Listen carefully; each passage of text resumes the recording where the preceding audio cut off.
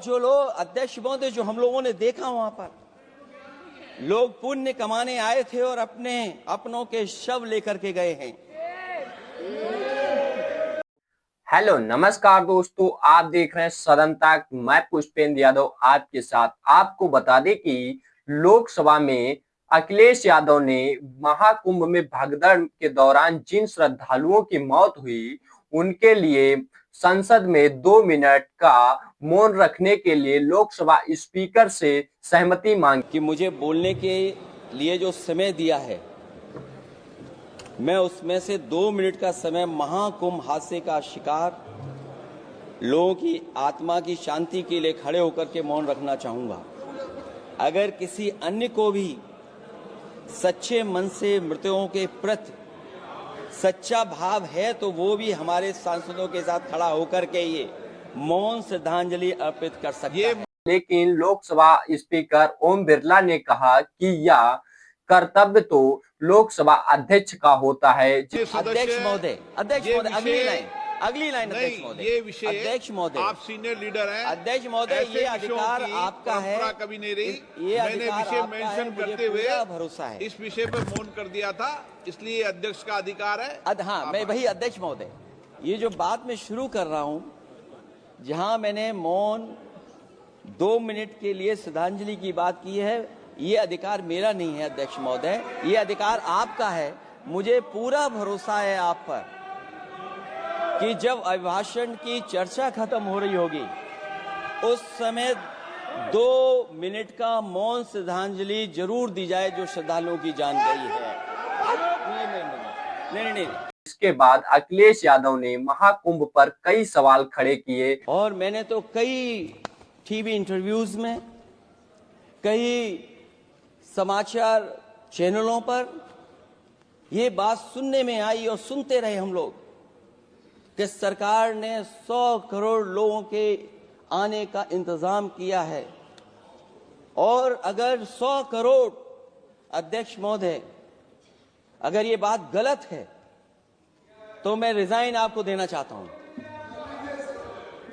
अगर अध्यक्ष महोदय ये माननीय सदस्य लोग अगर ये नहीं सुन पा रहे हैं तो मैं इनको एक एक को, आप नहीं गए स्नान करने, आप स्नान करने नहीं गए इसीलिए इस तरह की भाषा का इस्तेमाल कर रहे हैं।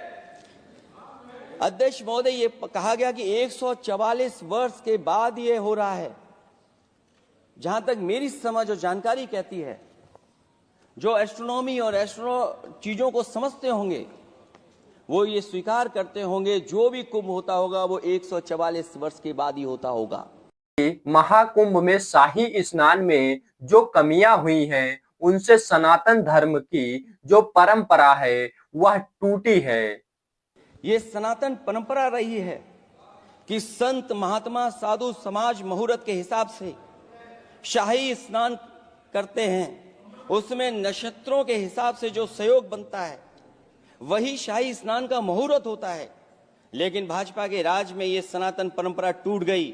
पहले सरकार ने संत समाज को शाही स्नान रद्द करने का आदेश दिया जिससे अनादिकाल की सनातन परंपरा टूटी। और फिर जब देश भर में ये बात उठी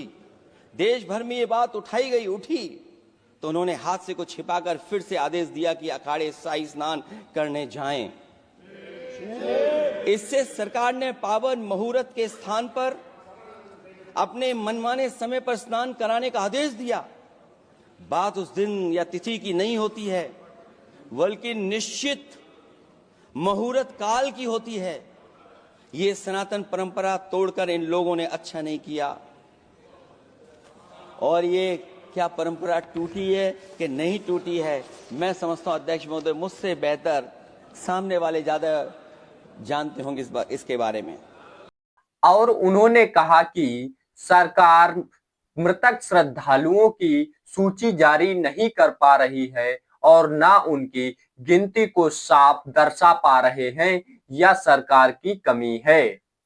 आंकड़े देने से पहले महाकुंभ में मरने वालों के आंकड़े भी दे दें। महाकुंभ की व्यवस्था के बारे में स्पष्टीकरण देने के लिए मेरी मांग है अध्यक्ष महोदय, सर्वदलीय बैठक बुलाई जानी चाहिए।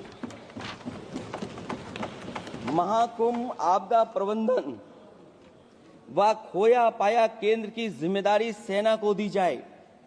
महाकुंभ हादसे के शिकार लोगों की मृत्यु, घायलों का इलाज, दवाइयों, डॉक्टर, भोजन पानी, परिवहन की उपलब्धता का आंकड़ा संसद में पेश किया जाए। इसी तरीके से सदन तक पर हमारी सभी खबरें या सभी सूचनाएं मौजूद रहती हैं। आप सभी से अनुरोध है कि हमारे चैनल को सब्सक्राइब करें और बेल आइकन को दबाएं, जिससे हमारी हर नोटिफिकेशन आपको सबसे पहले मिलती रहे। और हमें सपोर्ट करने के लिए लाइक शेयर कमेंट जरूर करते रहें।